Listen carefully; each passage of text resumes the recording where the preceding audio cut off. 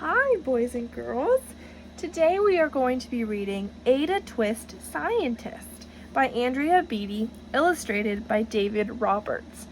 Now, before we get started, I want to ask you a question. Once I'm done asking the question, please pause the video to give yourself time to answer. The title says that Ada Twist, our main character, is a scientist. What do you think that she does if she's a scientist? All right, hi, welcome back. Let's get started.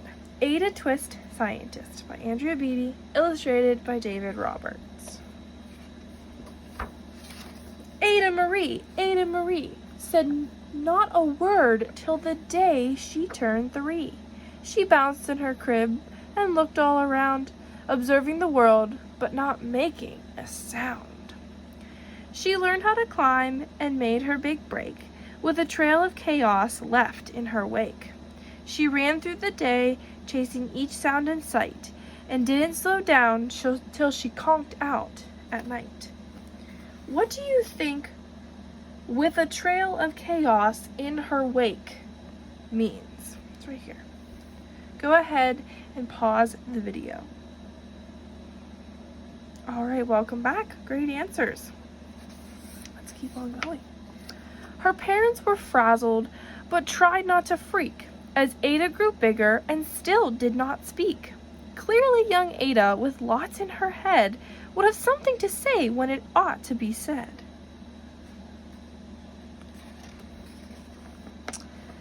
That's just what happened when Ada turned 3. She tore through the house on a fact-finding spree, and climbed up the clock just as high as she could.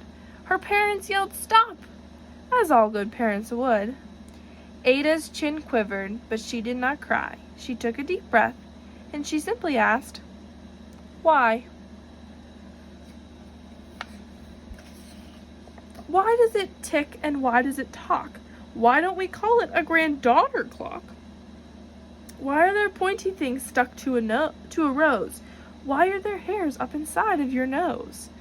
She started with why, and then what, how, and when. By bedtime, she came back to why once again. She drifted to sleep as her dazed parents smiled, as the curious thoughts of their curious child, who wanted to know what the world was about. They kissed her and whispered, "You'll figure it out." Why, what, how, when? Her parents kept up with their high-flying kid, whose questions and chaos both grew as she did. I want you to look at the words on this page right here and try to come up with questions that use those words. So it can be like, why does a dog walk on 4 legs instead of 2? Go ahead and think. Pause the video. Welcome back. I hope you made some awesome questions. I'm sure you did. Okay.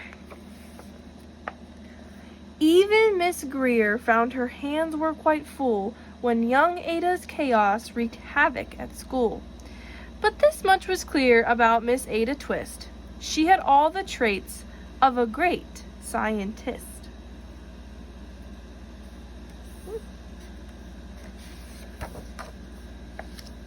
Ada was busy that first day of spring, testing the sounds that made mockingbirds sing, when a horrible stench whacked her right in the nose. Oh my gosh, I'm so sorry. A pungent aroma that curled up her toes. "Zowie!" said Ada, which got her to thinking. What is the source of that terrible stinking? How does a nose know there's something to smell? And does it still stink if there's no nose to tell? She rattled off questions and tapped on her chin. She started the start where she ought to begin. A mystery, a riddle, a puzzle, a quest. This was the moment that Ada loved best. Ada did research to learn all she could of smelling and smells, both the stinky and good. One hypothesis Ada thought could be true. The terrible stink came from Dad's cabbage stew. She tested and tested, but soon Ada knew it was time to come up with hypothesis 2. So hypothesis is an educated guess based on things that you already know. So, what would your hypothesis be about where the smell is coming from? Go ahead and pause the video and make a hypothesis or an educated guess. Welcome back. I hope you made your hypothesis or educated guess about what is going to happen or where the smell is coming from. Then zowie! The stink struck again, just like that. Hypothesis 2. It's caused by the cat. The cat couldn't make such a stink on its own. It needed perfume and some fancy cologne. So young Ada tested. The test was a flop. She started again, but her parents yelled, "Stop!" Ada Marie, to the thinking chair now. By the time we count 3. Enough, said her mother. That's it, said her father. Her parents were frustrated, frazzled, and mad. Why? Ada questioned. Her mother said no. What? Ada inquired. Her father said go. You've ruined our supper. You've made the cat stink. Enough with your questions. Now sit there and think. She looked at her parents. Her heart turned to goo. Poor Ada Twist didn't know what to do. So how would you feel if you were Ada? And what would you do if you were her? Go ahead and pause the video to answer the question. Welcome back once again. Let's keep on going and learn more about Ada Twist. She sat all alone by herself in the hall, and Ada once more could say nothing at all. And so Ada sat, and she sat, and she sat, and she thought about science and Stu and the cat, and how her experiments made such a big mess. Does it have to be so? Is that part of a success? Are messes a problem? And while she was thinking, what was the source of that terrible stinking? Ada Marie did what scientists do. She asked a small question, and then she asked 2. And each of those led her to 3 questions more, and some of those questions resulted in 4. As Ada got thinking, she really dug in. She scribbled her questions and tapped on her chin. She started at why, and then what, how, and when. At the end of the hall, she reached why once again. So when scientists want to discover something, or they want to figure something out, what did they do according to Ada? What did she say that they do? Go ahead and pause the video. Welcome back. I hope that you answered our question. Her parents calmed down and they came back to talk.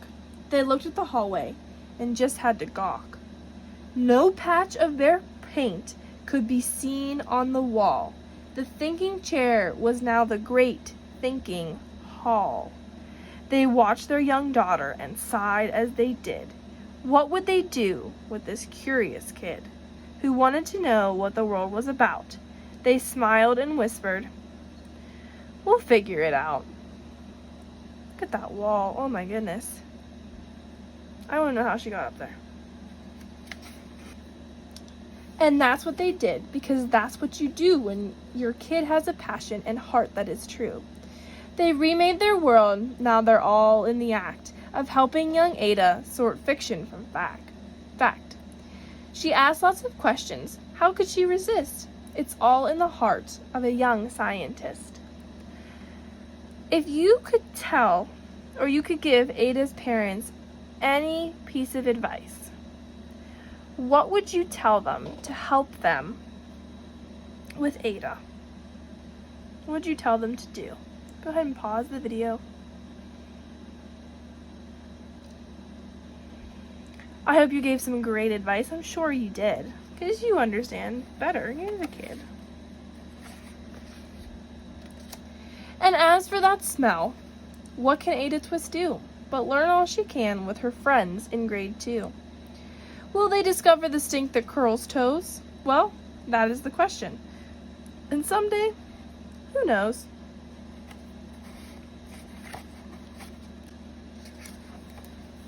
is the end of our book, but I have one last question for you.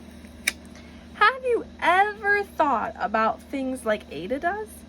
Have your wonderings ever made you do experiments?